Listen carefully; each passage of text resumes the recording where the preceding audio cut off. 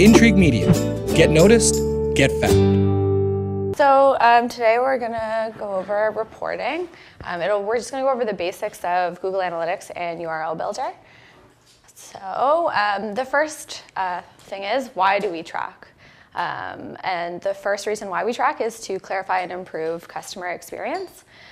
So for example, if you have a blog and you're always posting to your blog, but you never look at which posts are performing well, how can you really know how to improve your customer experience? So if you go in and you look which ones have the most engagement, you'll have ideas on what content to use in future blogs. The second reason why we track is so you don't waste your money or your time, to be frank. So for example, if I'm selling skateboards online and I choose to use Google AdWords and Bing ads, I might find through tracking that Bing ads actually isn't the best platform to be using, because Bing ads audience is mostly older people who might not want to buy skateboards. So it's really important to track your paid initiatives and as well as your non-paid initiatives, just so you know, like, are you investing time into things that aren't working? Are you investing money into things that aren't working? So the first things first, you're going to need to set up your Google Analytics account. And to do that, you need a Gmail account. So for clients that we have that don't have a Gmail account, I usually set up an Intrigue Gmail account. Then I just follow the steps, really easy. You just choose your account name, your website, and it'll give you this tracking code here. So for people who aren't well-versed in coding, you can either put it in the header or the footer of your every single website page in order to track information on every page. Or you can install a plugin if you're using WordPress. But for the most part, Mike takes care of that for me, so thank you, Mike. And once you have installed the tracking code, you'll start gathering data. So when you log into analytics, this is the first dashboard that you'll see, and it's kind of your website vitals. So you can see all the need to know information right here. So I'll just go through each of these with you. Sessions is the number of visits that you're getting to your website. Users is the number of users that you're getting. So as you can see here, there's more sessions than users, so we do have some returning visitors. Sessions used to be called visits, right? Yeah, I think so, yeah. Page views, the number of views for all of your pages. Pages per session, the number on average of pages that people are looking at during one session. Generally, I want this number to be over 2, but it really depends on the industry that you're in. And this goes for average session duration as well. So again, we'd like to see it over 2, but if you have a retail website that has a lot of products on it, there might be a higher average time on site because people are looking at more products.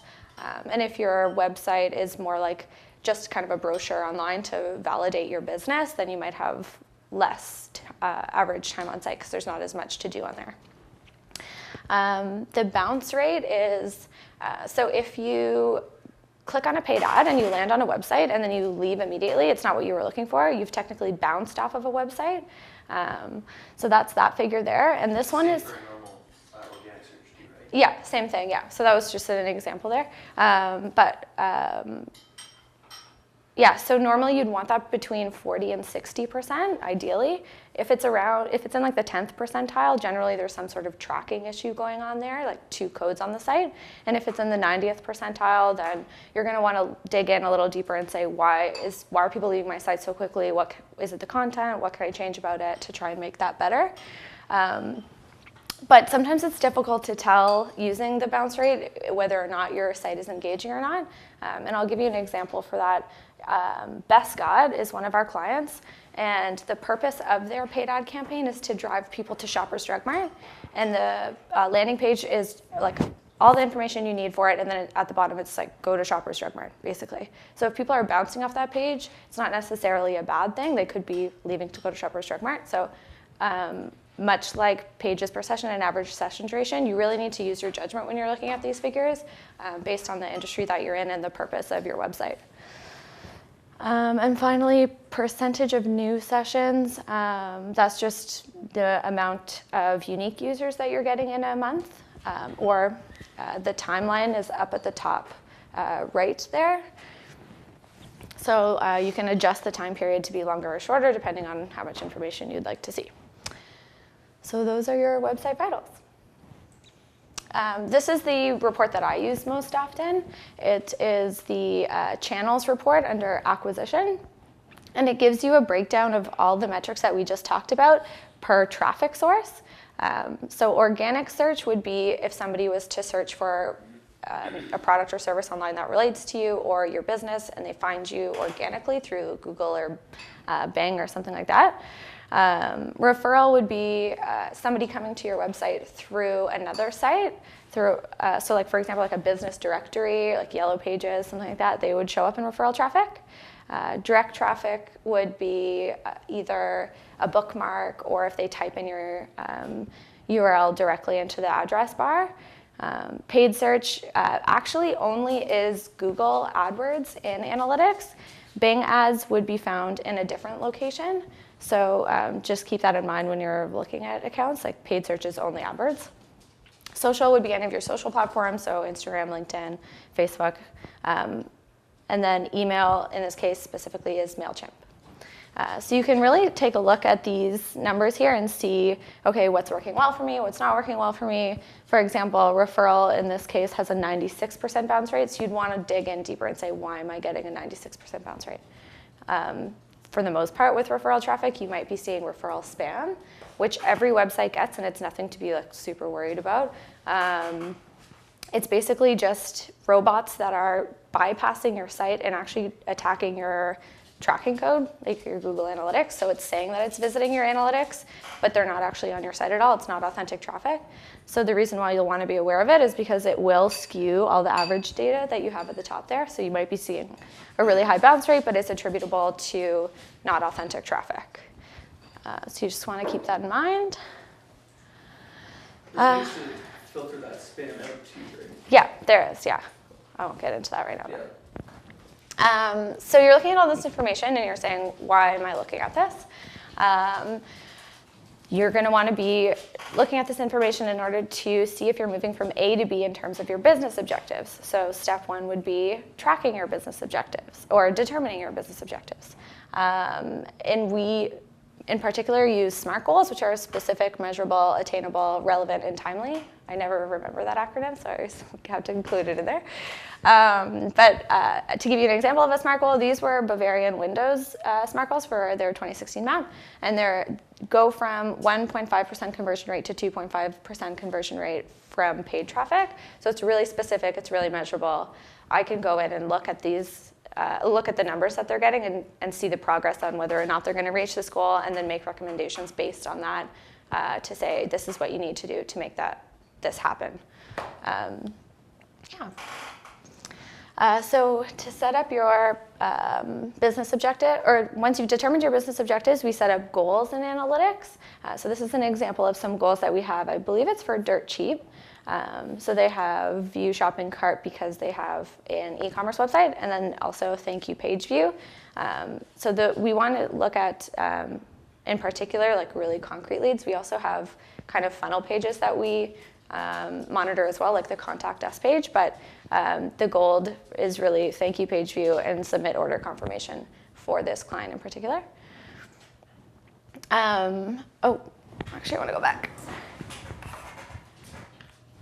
So examples of goals, e-commerce, tracking contact forms, phone number clicks, and outbound clicks to either like a PDF or a booking website. So an example of this would be if the client was a spa and you could book appointments, but the appointment booking was off-site, then we'd track people who were clicking on the link to go off-site to try and give us an idea of how many leads they're getting, just because we can't actually track another website.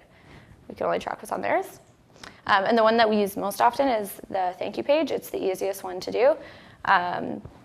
It's a destination goal in that the goal is completed once the person has arrived at the final page, and this page is hidden and only reachable through the contact form completion.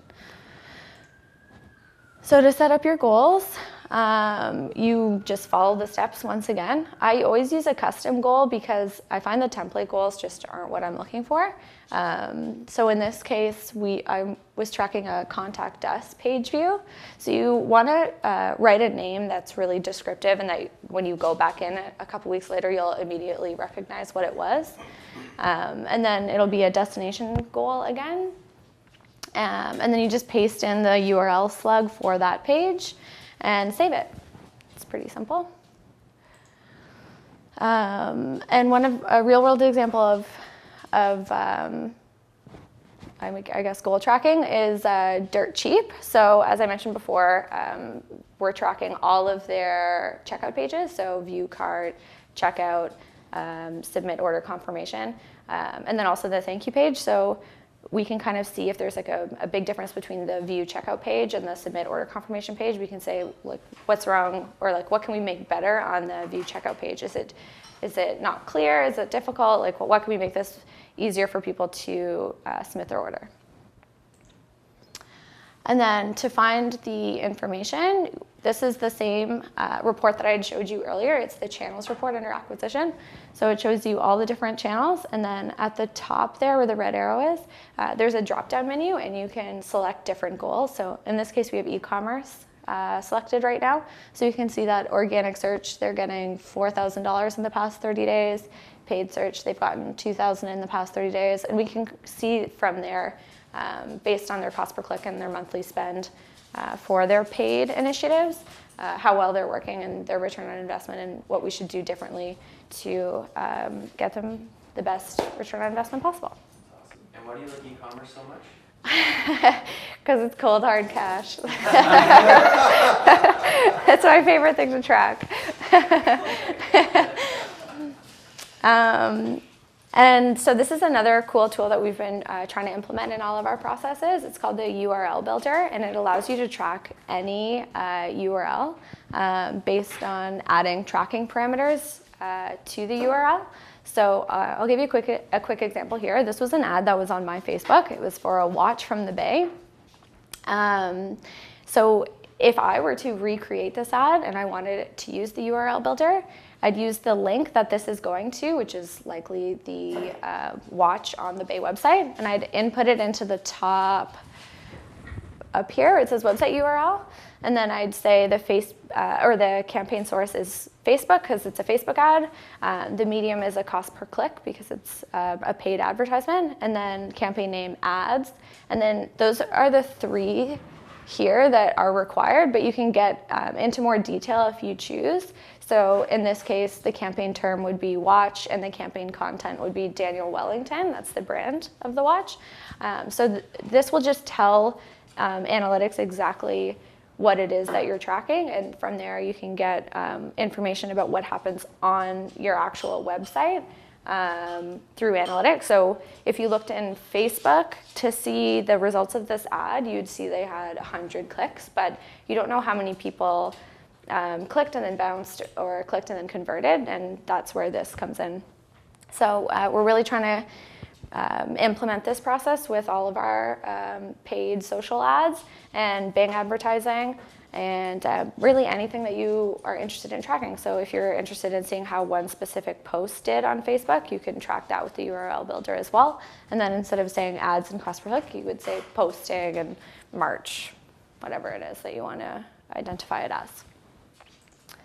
And you find this information in the campaigns report under acquisition. So in this case, this is one of our clients, SkiCan, and you can see it says Facebook ads, and if you clicked on that, you could see specific campaign names, and then you can see the metrics associated with those advertisements. Generally, I find that they do have a higher bounce rate. That's just the way that I've seen it. So if you do see it's a bit of a higher bounce rate, I wouldn't be too overly alarmed. But yeah. So you're saying that ads have a higher bounce rate, you can say like organic, is that what you mean by that? No, just in general, Facebook, I just find has a higher bounce rate. I don't know. And say like Google, you mean? Yeah. Okay. Yeah, I think, I'm not 100% sure why that is. I think it might be because in AdWords, with search ads specifically, people are actively looking for the solution, whereas Facebook, it's just something that they think you'd be interested in on your page. And the final thing I wanted to talk about was keyword research. So there's a pretty cool tool in analytics in that you can see organic queries that people are actually typing in before either you show up or they click on you or whatever that might be. But you can see this information if you link your Google Search Console with your Google Analytics. And this is for Malcolm Hair Salon, and you can see like a lot of them have to do with their name, Malcolm, but they also have Hair Salons Guelph. Their number 2 is Hair Salon Guelph, which is pretty amazing. Yeah, so it's a really cool way to, well, for me personally, I use it to think of new ideas for AdWords, so trying to see what other keywords that they're getting either a lot of impressions for but not a lot of clicks for, or they're getting a lot of impressions for, but their average position is not as high as I'd like to see it. Then I usually would pluck that one and create an ad group based on that keyword. So it's pretty sweet. And why is it not set at the top? So not set at the top, I think that has to do with whether or not people like have blockers on their browsers. Like, yeah, exactly. Exactly, yeah. So then that's not really trackable information because, yeah, it's not trackable. Yeah, that's it. Intrigue Media. Get noticed,